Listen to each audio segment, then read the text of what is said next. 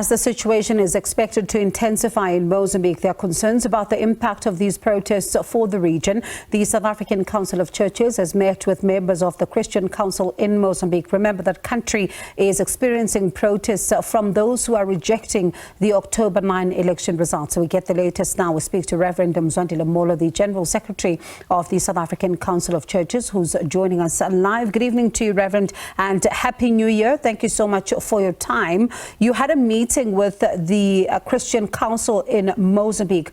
What were you told?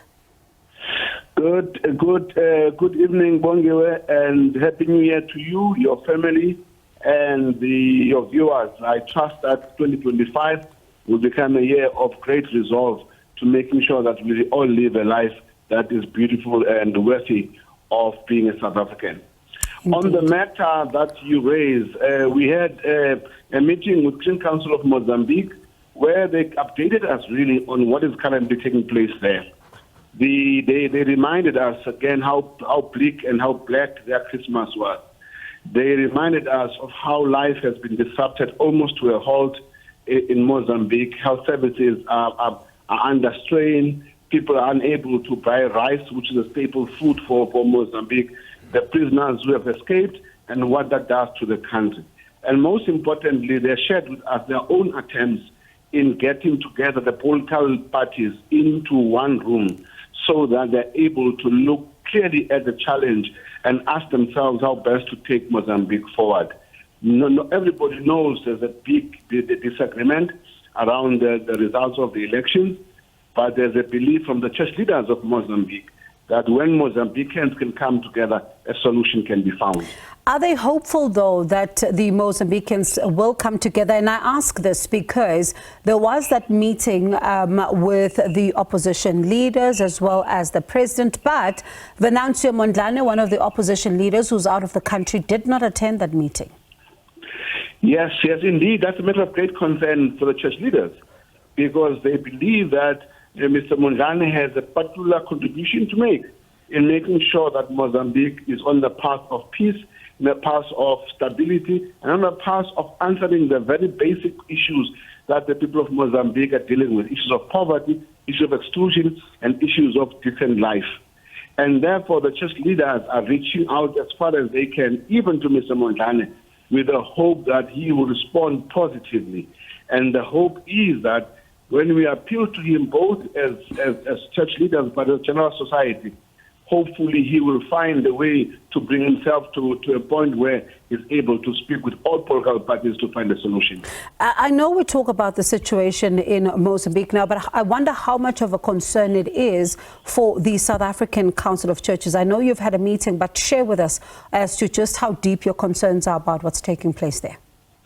Our concerns are deep because, firstly, Mozambique is a country that is within our borders. I mean, we share borders with Mozambique. Angola shares borders with Mozambique. People of Malawi share borders with Mozambique. And when Mozambique is not stabilized, there's a potential risk for the whole region that we will enter into a state of instability.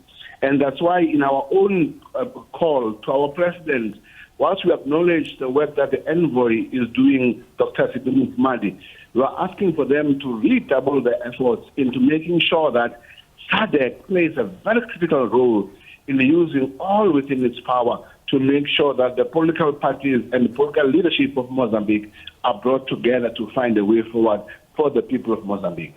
We saw, of course, the SADC responding to this, and also, as you say, South Africa also, through that particular process now with Sydney Mufamadi, but at the same time, the ministers then meeting in Mpumalanga with their Mozambican counterparts. But has the region responded correctly to what is taking place there? We acknowledge, indeed, the efforts that are being done. We would have hoped that these efforts would have been done earlier, notwithstanding the challenges of what it takes for Mozambican elections to be certified. We would have hoped that a long time ago, SADC would have been engaging in a manner that allows us to not get to this place anyway. But because it's where we are really, really encouraged by that. But we are saying we cannot just be sending signals. We must have now concrete actions and concrete results that must begin to say to the people of the region, and most importantly, the people of Mozambique, that their political leaders are not obsessed with getting power, but they're obsessed in allowing Mozambique to become the country that all Mozambicans deserve. And you speak about the political leaders, and I wonder how then does this begin to be resolved? I ask this because the Constitutional Council, for example, ruling in the manner in which it did and raising some serious questions even about the fact that you look at the numbers that, were given to Frelimo when it comes to the votes and then revised down, but with very little when it comes to information as to what was behind this. And then you look at some of the reasons they gave for ruling the way that they did. And you have people on the ground who are saying that legal avenues have failed. Now potentially a political solution is needed. But is it really not a crisis that needs everybody to drop whatever they are doing right now and deal with this? That is exactly our view. We are not going to impose on Mozambique on how to resolve this matter. We are not going to tell Mozambican people this is how best you deal with it. All we are saying, having listened to the church leaders of Mozambique, they themselves tell us their commitment is to bring all Mozambican political leadership into one space. Because in reality, the matter is beyond just the elections. The elections were the fire that lit the wood. But in reality, Mozambique is in a crisis of lack of confidence in governance, in a lack of confidence in the ability for politics to become a solution to the life issues of Mozambican people. That is the crux of the matter. And the church leaders, therefore, are saying they are wanting all the political parties to come together so that beyond saying how do we deal with the issues of elections, the next important question is how is Mozambique going to be led into a process that allows the people of Mozambique to live dignified lives? That's the crux of the question for the church leaders. Do the church leaders, though, believe that those who are in politics actually know how to answer that question? The church leaders have confidence on those who are leading all political parties in Mozambique. They believe that these are good Mozambicans who, when they're able to sit together, will rise above their own narrow interest of being the president or having a certain percentage in parliament.